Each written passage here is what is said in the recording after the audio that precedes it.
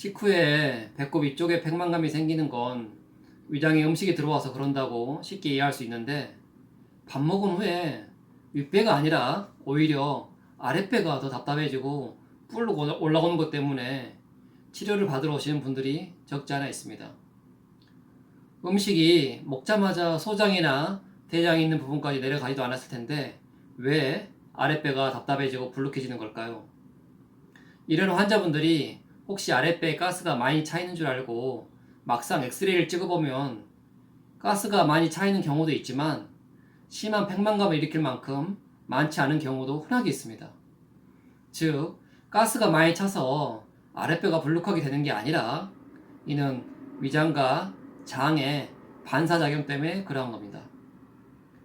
위장에 음식이 들어오면 미주신경을 거치거나 혹은 위나 장의 자체 신경망을 통해서 위장의 신호가 장까지 전달이 되는데, 이러한 신경 통로가 너무 과격해지거나 혹은 예민해져서 장 쪽에서 과민하게 팽창 반응을 보이면 식후에 윗배가 아니라 아랫배인 장 쪽에서 팽창하는 증상이 발생하게 됩니다.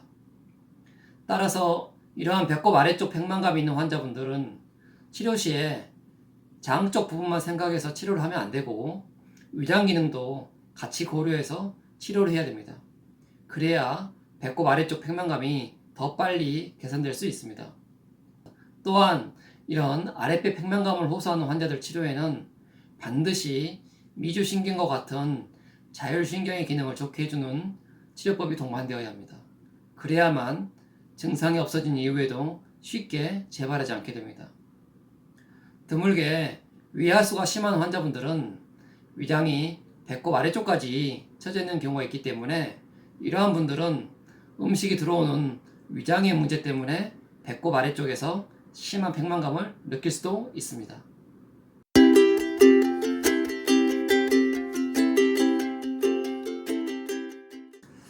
백만감이 나타난 지 며칠 되지 않았다면 침이나 약침 치료 등으로 몇 차례 치료만으로도 쉽게 호전이 될 수 있습니다. 하지만 만성적이고 기존의 양약 치료에 별다른 호전이 없던 경우라면 위장 공능 검사와 같은 기능 검사를 통해서 위나 장의 기능을 평가하고 자세한 진찰을 하게 됩니다.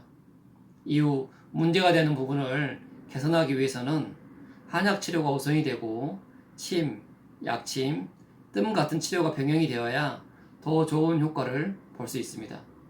물론 환자분의 생활 스타일이나 음식 습관에 따른 식이요법이나 생활요법 등을 병행해야 더 빨리 호전이 될 수 있습니다.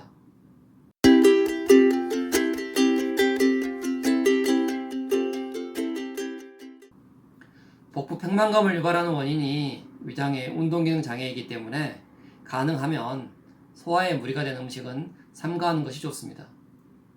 위산 분비를 지나치게 유발할 수 있는 자극적이고 기름진 음식이나 산도가 높은 신과일들, 섬유질이 너무 많은 고구마나 생야채 반찬들, 딱딱하고 지방이 많은 견과류를 과다 섭취하는 것, 소화되는데 시간이 많이 걸리는 오징어포, 지포 등과 같은 건어물 반찬들, 날로 먹는 회나 육회 등은 피하는 것이 좋습니다.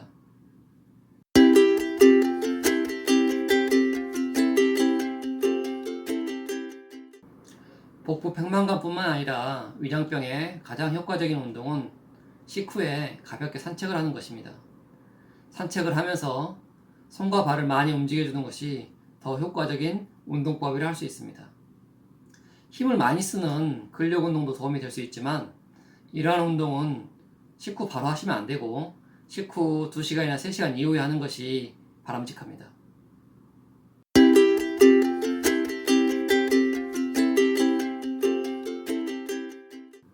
요즘 장내 미생물의 역할에 대한 중요성이 부각되면서 각종 유산균이나 프로바이오틱스 혹은 프리바이오틱스 제품들이 많이 홍보되고 있으며 실제로 저희 한의원에 내원하시는 많은 환자분들도 이러한 제품들을 복용하는 것을 볼 수 있습니다. 이러한 장내 미생물의 활동에 도움이 된다고 알려진 제품들이 과연 복부 팽만감에도 어느 정도 효과가 있을지는 미지수입니다. 복부 팽만감의 원인이 장 내 미생물의 불균형, 즉 몸에 좋은 세균보다 몸에 나쁜 세균의 증가로 인해서 장 내 가스가 많이 발생하고, 이러한 가스들로 인해서 복부 팽만감이 생긴 경우라면 이러한 제품들이 어느 정도는 개인에 따라 효과가 있을 수 있습니다.